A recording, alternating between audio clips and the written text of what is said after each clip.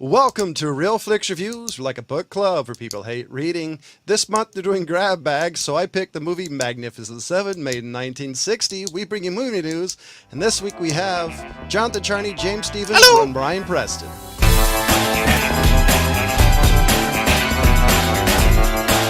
So, anybody have a description about this? Because I've got that small one from IMDb. That's about what I'd I think we be. should. I think we should But start. actually, I will give a description of this one. What? No, It's just I a was classic gonna say- Western. I think we should start reading the TiVo descriptions. I've always found those to be quite comical. Well, if you have it right in front of you. Yeah, you bust out your TiVo? Oh no, I wasn't looking it up. I was just remembering all the fucking dumbass TiVo ones I've seen. Although I'll see if I can find it while you're talking. Go ahead. Well, this is a classic Western where you have a little town and they get pretty much raped by bandits every week. So then they come up with hiring a bunch of goons to come out and fight them. Which, by the way, for being made in Mexico, looks an awful lot like a spaghetti western. I think I even saw some of the same actors that were in some Yes, of the you spaghetti did. action. Actually, we No, have I to apologize. Hold on. We have an apology to Eli Wallach's family. We missed your death last year, and we would also like to say I'm a big fan of you. If you don't know who he was, Sorry. he's the big bad guy, and he's quite a big bad guy all throughout Clint Eastwood's westerns. The main Yeah, bad guy? yeah. He's the bad guy from The Good, the Bad, the Ugly. Oh, Yeah. wow. Oh, yeah. He is an amazing actor for Wait, those no. spaghetti westerns. Wait, he was the guy from The Good, Bad, the Ugly? He played the bad, right? Yeah. No, I think we mentioned it. I don't remember it, but I'd like to say I don't remember it. So, we enjoyed your acting career. It was a great one. Yeah, Oh, he was one of the all-time most amazing character actors. Yes. Oh, yeah, totally. Oh my gosh. A bad guy you love to hate, but you root Yeah. for. So, according to IMDb, It's come on, I did it's- a better job. an Where's oppressed my pen? Mexican peasant village assembles 7 gunfighters to help defend their homes, which, shocking, is exactly the same that this movie's based off of, the Japanese movie, The Seven Samurai. Except I'm not sure if this movie's as sad. No. The Seven Samurai was a great film, though. So, But really got to say the cast is really top of the line cast. You got Steve McQueen, you got Yul Brenner, you got Charles Bronson. I mean, and James Coburn. I mean, really all young guys. I was really hoping, and I don't know where in the timeline he did King and I, but I was really hoping to hear at least one etc. Because every time I see him, it's either a line from Ten Commandments or etc. etc. etc. I love Yul Brenner though. He's always one of those guys that you go awesome. Yeah, Yul Brynner is awesome. Now, okay, I should actually kind of start out before we jump into this by kind of apologizing. When John picked this movie, I was like, oh, great. I actually finally get to sit down all the way through and watch The Magnificent Seven. I've never actually seen this all the way through. Can't It's believe one of those that That's just shocking. kind of escaped me for whatever reason. I'm guilty of the same thing, so not I saw it I 20 mean- years ago. So some things. I mean, I've seen a ton of old movies. You know what I mean? I'm a huge Steve McQueen fan. I'm pretty much a fan of everybody in this movie, and for some reason, it just escaped my crawl. But work has been just fucking bananas lately for me, so Lots of it people got a dying. little away from me. Everybody's dying to get in his business. business. But I'm still gonna friggin' watch this movie like almost after I'm done recording this, because I'm a huge fan of everybody in this movie, like I said, and it seems like the 1960s Expendables, you know. If you haven't told, Yeah. Ryan's a fan of doing things backwards. He I wants to would- record the show, then watch it. Yeah. I would actually go, that's pretty much what this is like top of the line Expendables. action yeah. heroes pretty much getting together and doing a film. Yeah, and Yeah. for the time, I mean, this is an amazing cast. I mean, I'd say cast-wise, this is up there with like The Great Escape and Kelly's Sure. Heroes. Some of the same people from Great Escape. Yeah, true. And this Yeah. movie is another. It's an epic feel to it, which is I like the feeling of this movie. Granted, it's full of stereotypes and archetype characters, but it's such a great feel to this movie. The thing I gotta say though is the difference between this and, for people out there who don't know, I am a big fan of the spaghetti westerns era. A lot of that stuff was great cinematography, funny acting. You can get involved with it. But the thing I got to say is this one did not have the long, drawn-out songs that a lot of Clint Eastwood's westerns had, where you're waiting for them to draw the gun and shoot. I do have to say, I swear I've heard the opening music on a completely different movie. I think I have too. You've heard the opening music almost at every homecoming game ever. Well, I swear on some. I didn't go to those. Neither did I. On some. Yeah, why I just meant that it's a high school band favorite. Yeah. I'll have to ask the old guy. I Why, swear he probably though. composed it. But I swear I've heard it on another movie because as soon as I heard a couple of notes, I'm like, I know this, and I've never been able to get it through this movie. I was trying to think of the same thing because I recognized it right off the bat too, and I think it might have been one that Quentin used in one of his things, or one of those kind of classic buffs of film, that turned director. I don't think it was like Kevin Smith or anything, but the Quentin type probably did something like that. But this one, if you've ever seen a spaghetti western, this one kind of fits the bill, except for this thing I would say is it's more action-packed than most westerns that you come across. It's definitely not like the spaghetti westerns. It's not drawn out at all. Yeah, and then you have the fun part of them going out and recruiting the guys, he kind of starts out with, The kid's the best. Yeah, the kid was the best, except for the fact that he kind of threw a big old hissy fit at the bar. But I love the clap hands thing. And that was like he was totally screwing with him the whole time. Yeah, but then you see him doing it in the river to catch the fish, type thing. So he got it, and I kind of find it interesting that only Steve McQueen, Yul Brynner, and the kid made it out of it. I was kind of rooting for James Coburn to live too. I'm a fan of James Coburn. Oh, I love the knife throwing in this one too. Yeah, if you haven't seen James Coburn, I think he was also in a TV show called Combat for a long time. Check it out. I'm a giant fan of his personally. And he's got a lot of cameos in early '90s and late '90s films. There's a lot of cameos that he did, just kind of like, hey, I'm James Coburn. Yeah, basically, he became such an icon that everybody just kind of smiled when you saw him on TV. He did a lot of funny things later on in his career. It's more like, I need a new car. Sure, I'll do a...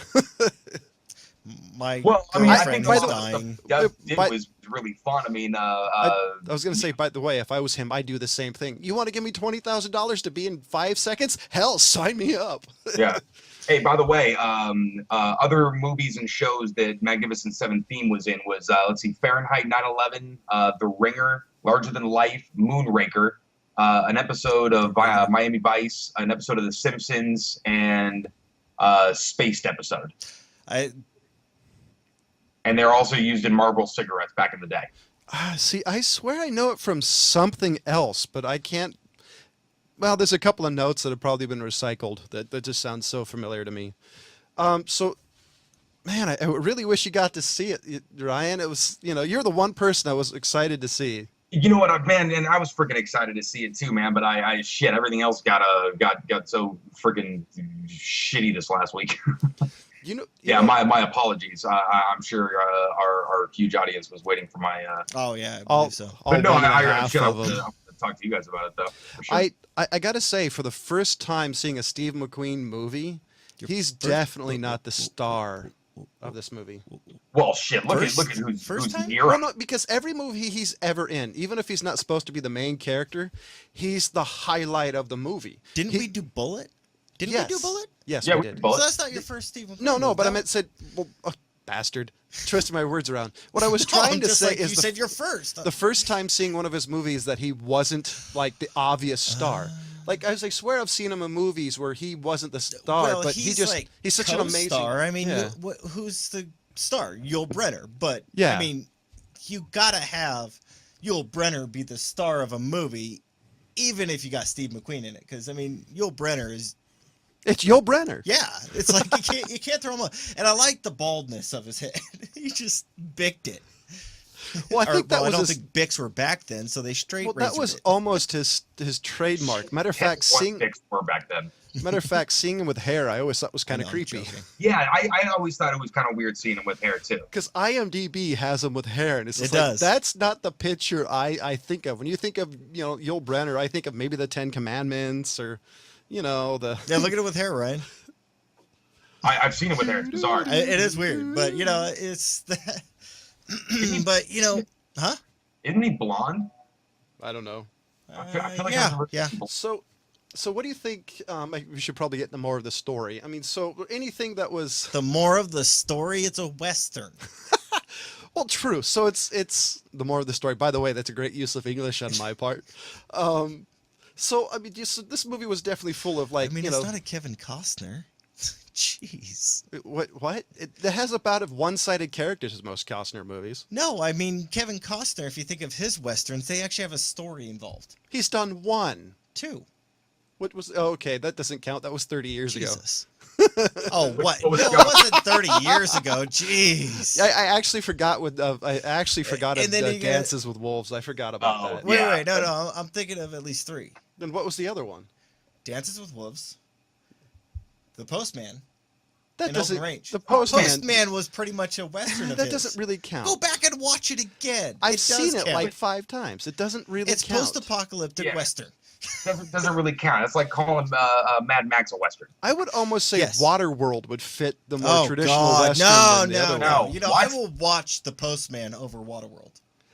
No. Yeah, no, Yes. I'll No, give no, Jake Postman no. before Waterworld, but I Thank don't know. you. But yeah, I want to watch the last 45 minutes of Postman. Never mind anything else of it.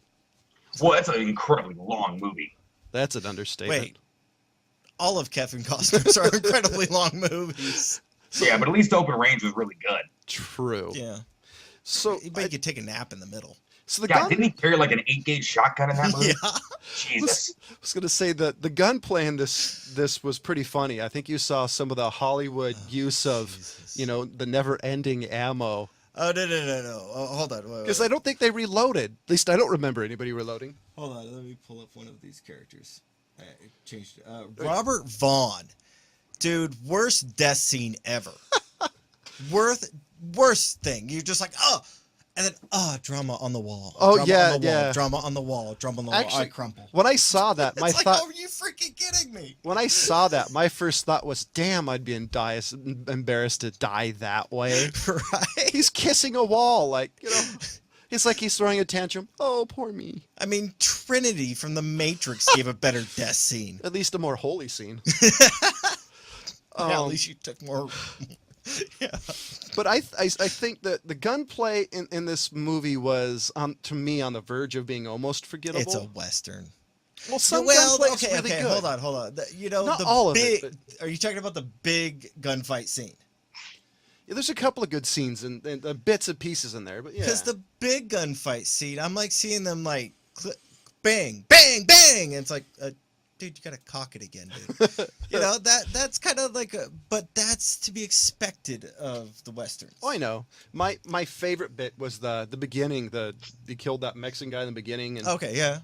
when he fell, the first he didn't have any blood on him, and when he switched scenes, he all of a sudden had this giant Yeah, yeah, blood two on him. blood stains on there with I- no exit holes. That always amazed No, me. there was no exit holes on your back, dude. See, that's where a lot of these tropes came from. Oh yeah, no, I love it though. You know, so you're almost, you know, we're kind of I'm coloring expecting it it. with the lens of seeing it 1,000 times, but obviously at the time, I mean, it was nothing that an audience paid attention to, and therefore it didn't exactly, you know, bitch at the director like, I noticed these gentlemen firing more than 6 rounds out of their pistols. Well, back then I don't think they could have shown even half of what they've shown now. Oh no. Well, I don't know. I They mean, were for doing it. What's his name? the Not outlaw Nick De Josie Laurentiis, Wales. Sergio Leone. Well, hold on. The outlaw Josie Wales had full-on breast scenes in there, and that was rated PG. Yeah, but the weird thing is, I think breast for Sepulchre were showing an exit wound on a body wasn't exactly, you know. All right. Yeah. At least that's kind of the way I've seen it. During a rape scene, nonetheless. PG. Come on. Well, I have no comment. That's not going to get me in trouble. So I'm, you know. All I'm right. being So, you quiet know, there. I guess in today's society, we're more interested in, you know, just seeing a limb blown off and like the most updated Rambo with a 50 caliber rifle. You know. I do got to say though that the story of the Seven Samurai, which this is based off of, it actually says it in the beginning. It still holds up. This is still, a great underdog story. Well, Seven Samurai was really big in the Japanese scene, and then it actually got a lot of accolades over here around this time. It was kind of making amends with Japan, but whatever. But that was a big thing, so they wanted to market it to American society, and that's what we were into at the time, was the westerns. It's kind of like what they're doing now with like The Girl with the Dragon Tattoo, Let the Right One In, Old Boy. Those are the three main ones. It was the kind of thing that we've done forever with the British. You know what I mean? Like, we hear great stories and we make them sort of palatable, or at least as the studios see it, to an American audience. Because a lot of people don't. I mean, they have little prejudices, like not wanting to read a movie. You hear that a lot, it's subtitled, and you hear people bitch. It's like the old guy. Yeah, well, I've always appreciated subtitles because it gives me just more of a context for the setting and for the attitude of the people. Oh yeah. Things get lost in translation, not just with the words, but with the tone of voice. And even with American English to European English, British English, for example, it's if you unless you see a ton of it, then you start to kind of get the inflections a little bit more. You start to understand the little subtleties. Same thing with a Japanese movie, even if you don't understand the words and you're just reading it. Yeah, a lot of people would freak out now if you said, "I'm going to go outside and light a fag." That's illegal. I would say, and we're in California, so you got to decide which one I'm talking about. I would say I think the Seven Samurai. No Espanol. Seven Samurai probably had a little bit more ceremony attached to certain things. Where this, I think they tried to put it in, kind of the whole mythology of the gunfighter. I just don't think they did a good job. No, they couldn't do the same ceremony stuff that the samurai did, because then you're going to be wondering why the guy's sitting down and taking a shot, bending down on the ground and sipping it, and it's like, what are you doing, jackass? You know what I'm talking about, though. Because you have the outlaw George Wales, and you have the spaghetti westerns that really enhance the mystique of a gunfighter in the West. This one to me didn't do it as much. But if you want to see the mystique, go watch Pale Rider. There you go. I love that movie. For a few dollars more. No, that one's got a lot of mystique in there. So James, it's got a lot of the character of the camera, of the back and forth before anything happens. You know what I mean? Those moments between action and harsh words or what have you. Hold on, I want to enhance on what John's trying to talk about, because you brought up For a Few Dollars More. There's a couple scenes in there where they're like shooting the apples off trees, and he's got the gun and he puts a butt handle on it and shoots a guy way down the range, type thing. They didn't really do that a lot in this film. There's a couple times where James Coburn's character did it, and Yul Brynner's character did it, but not all the characters showed off their skills. And even then, when they did it, wasn't like with in the Eastwood movies, it wasn't slow and methodical, and I don't know. It's just a straight action movie, like we said, which I'm happy I finally just got to see this movie after years of never freaking complaining it. I give it a 4 for westerns. It's not my all-time favorite western movie, but it is up there. I definitely give it. It's a strong 4 to 5, and hell, anything with James Coburn automatically gets more of a point for me personally. And Yul Brynner. You're a Burt Reynolds fan. Who? The guy that posed for, was it Playgirl? I think. Well, we'll change subject. I'm assuming Ryan doesn't have a score. No, I don't, but I definitely will. The old guy gives it a 5. So, with that, I'm going to switch to Mr. Robot. And now, this one I was actually able to get in time, home in time to see. So I don't actually have a synopsis or what it's about in front of me, but I will say, he's looking it up. I got it. Follows a young computer programmer, Malek, who suffers from social anxiety disorder and forms connections through hacking. He's recruited by a mysterious anarchist who calls himself Mr. Robot. Christian Slater, hello. I gotta say, when you are alive. When I think Ryan first brought this to my attention, I'm like, okay, yay, it'll be like Royal Pains or some of these other movies that TV shows that have kind of that are entertaining but have crappy cinematography that aren't really, they're kind of underwhelming. Damn, the show is shot like a movie. Oh my god, the show is beautiful to fucking watch, man. Holy shit. The cinematography in this TV show, a part that really stuck out to me, oddly enough, was toward the end when they're looking up towards the piping on the ceiling. They would never do that in a TV show because it's wasting time. But it also, you know, had good meaning behind it. I mean, the show seemed out of place, or if it did, it's because you're not paying attention enough. You know what I mean? Like the wires going through. I mean, just, I don't know. To me, kind of symbolizing the connectivity of everything, and the world of a hacker is through that kind of conduit. You know? Yeah. This was canceled, right? No. This is definitely picked up for the next season, which, I mean, actually, pegged for 2 seasons. We caught this one a little bit late. They actually just aired their season finale. Oh, because I swear I heard it was canceled after seeing the first episode. Like, no, because honestly, if even if you don't like anything about this TV show, you got to watch it just for the visuals. Now, I got to agree with you guys on the cinematography. I actually did enjoy that a lot. That actually kept me intrigued through most of the show. The thing is, though, I think in this first episode, they've overplayed their hand on the character. How so? I think they've overdeveloped him in the first episode. They really gave you a lot of his background, which not really fully his background, but I see what you're saying. Like, you see what I'm saying? They can't in every episode, they can't deliver on that much. Yes, that's kind of what I'm saying. Or you're going to lose audience. Hold on. Have you seen the second any other one? I just want to state. I've only seen the one. James, Ryan. Me too. Yeah, only the one. But the one thing that I really enjoy, and that's the part that keeps me mostly intrigued, is his narrative. Yes. That's what keeps on grabbing me, because his interaction with other people is so dry. Wait, weren't you the guy who hated the internal monologue in Dune? Yes, that's crap. The internal monologue in Dune sucked. Don't even start it.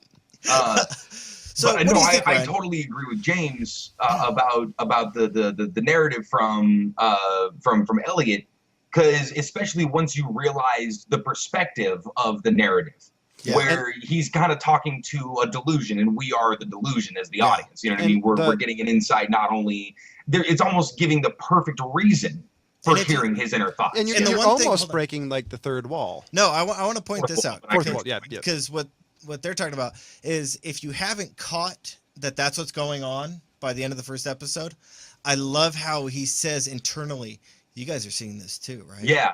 Because that's where, really, if you haven't figured it out as an audience member, that's like a slap in the face. Hey, wake up, that's what's going on. Which I actually kind of enjoyed, because it was kind of like funny, like, oh. And that was the cleverest way I've ever seen of breaking like the fourth wall. It wasn't like House of Cards where it was comedic and he would, do the Zach Morris moment. It went a lot. He did it as the show progressed, and it would enhance what was already there. Yeah, that's what I was saying. That's what grabbed me back into it. And I'm jonesing to see the second episode, and I'm kind of afraid of what James is saying is the fact that I may not like the second season. You know what? Well, I'm just saying. Episode. I kind of disagree, in as much as I'm obviously going to have to reserve judgment until I see the rest of it. I'm sure we're going to move on to another pilot. But I got one. I'm in just because it feels like everything about this was so well thought out. Oh yeah. I feel like there's a reason for everything I saw in that episode. And I'm hoping the way they do this, I don't mean to cut you off, but I'm hoping like every episode has a different thing in it, and later episodes they bring you back and show you something. Well, what I was really impressed with was here's a world where not a lot of people have a reference point for it. You know what I mean? A lot of the times, when James and I watch, I don't know, some cop movies or action movies and whatnot. We have a reference for firearms and things like that. Thank you for not bringing up the movie Hackers. Yeah, but Go with Swordfish we have over reference that. points for some of the things that we're watching because they're not unfamiliar to us. But the world of Hackers, what we know of it is the movie Hackers. You know what I mean? It's like, oh, what do you know about Hackers? Angelina Jolie had her top off. Hack Sort the of about Hackers. Gibson. Yeah, that's about So it. You know, so the way that they actually hack the planet, man. yeah, but my point is the way that they actually brought you into the world and didn't make you feel stupid by having to explain a bunch of things. They didn't explain shit. It gave you just enough to where you understand what's you're going on. You know, kind of just being a layman. You know what I mean? Who the hell's a hacker? And they didn't really explain it. They just like normal language and lingo, and they did it in a way that you understood it. Right. Because which I think is rare. Again, I mean, they're explaining something to you without calling you stupid, and that's not as easy as it sounds. So you know? so with that being said, definitely stay tuned to Real Flix, because I'm hoping we'll do more of this show as it goes on. And with that being said, we'll let you know we do have a Facebook page. Do you love us, hate us? Do you think we'll suck? We'll read you on air and most likely ridicule you. Yeah, and Mr. Chow. thank you for watching. And I don't know if you guys are horror fans or not. Personally, I'm not. But we lost a legend. Wes Craven, horror maestro, dies at 76 years old. Yeah, and young, actually, for that type of directors, guys, you know? Do you think he fell asleep? I think he might have just... No, I'm going to bite my tongue because I was going to say some drug-related stuff. So yeah, well, what Wes Craven did for the horror genre, you know what I mean? He really popularized slasher films. You know, slasher films were B movies. They were things that you had to like kind of ask your local VHS guy, like, hey man, where's the weird shit? they were like Grindhouse almost. All of a sudden, you know, Nightmare on Elm Street, starring a young Johnny Depp, and then, I mean, just brought it all to the forefront, you know. Yeah.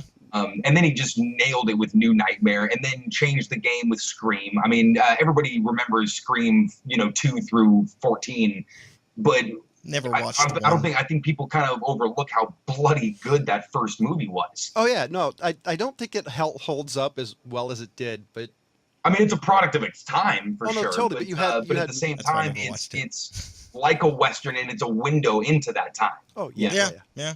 So we at Real Flix Reviews want to give condolences to his family and friends, and damn, he's never gonna make another movie. That's actually kind of sad because he was kind of my childhood, honestly. Eli Roth. Yeah, he Eli was one of Roth's a taking his kind, yeah. place. And the next bit of news is one that I'm kind of excited at because it gets rid of Jeremy Renner. I I can't like talk Jeremy really. Renner.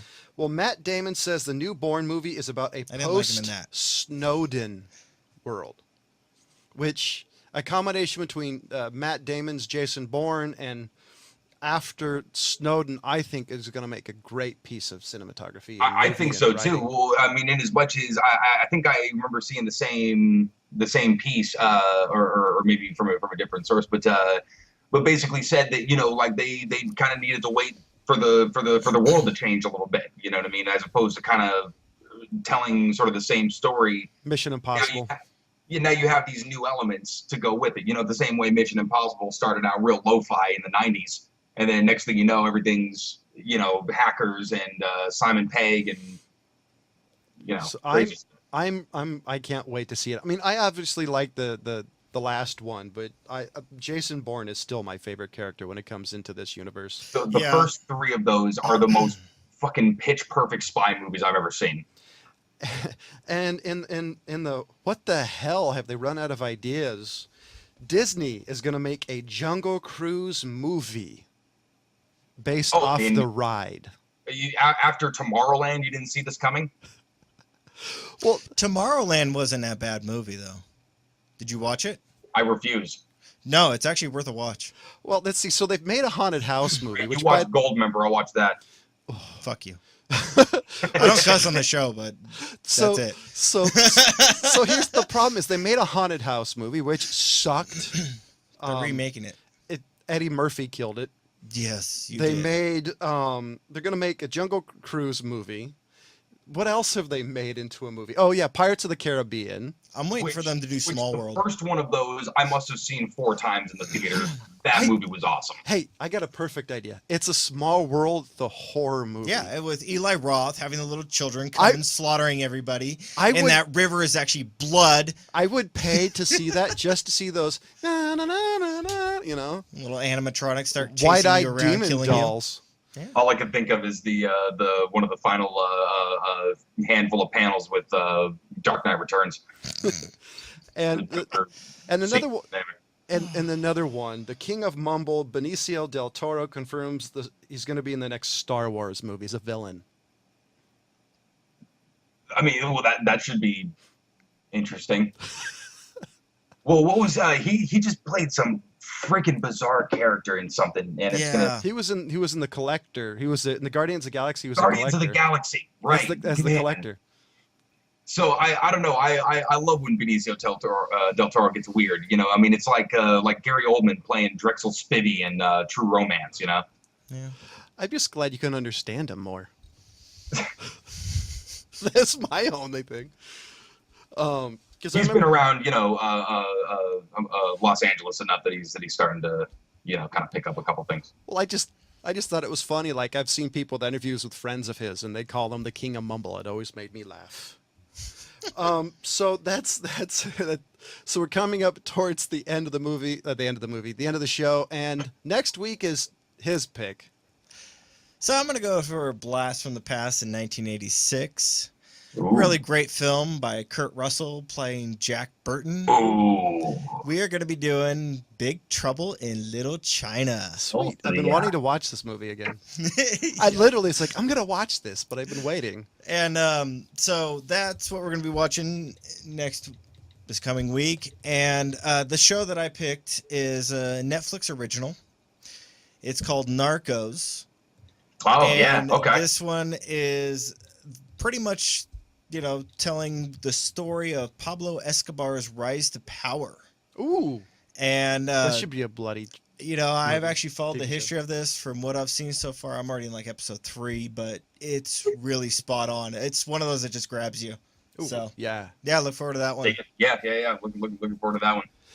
So man, this is why I like, you know, I think we've gotten shit for doing old movies and stuff, because we're not obviously in some kind of traditional like, oh, we're just gonna review all the new shit, because we're lazy mostly. But I'm gonna cop out by saying I like doing the revivals. I would say lazy no, broke yes. Yeah. I think Ryan's excited to see this one again. Yeah, well, like I said, I like the revivals. I like you know, having an excuse to watch some of these things, and especially these big tentpole popcorn movies like Big Trouble in Little China, Magnificent Seven. It's like, shit, man, invite some friends over, watch an old movie. Yeah, I would say, as everybody here on Real Flix Reviews would agree, that older movies are so much better generally because of what comes out. And you may argue, and you may argue, you know, there's indie, there's this, there's that. You cannot beat older movies generally. Well, what it is, man, is there's so much now that it's so much harder to separate the wheat from the chaff. And with the old movies, you at least kind of have this time thing that, like, oh shit, people still talk about this movie 35 years later. Let me give it a shot, you know? Yeah, like Young Mr. Lincoln, 1939, Henry Fonda. We did it on Real Flix Reviews. Make sure you check it out. I swear I can't go a week without somebody bringing that movie up.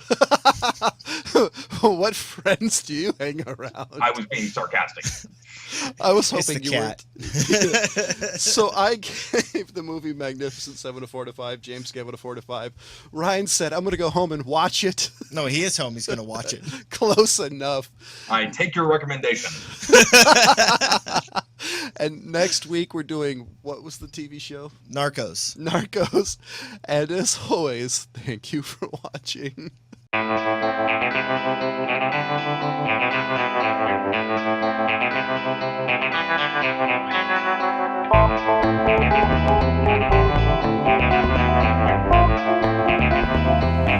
Thank you.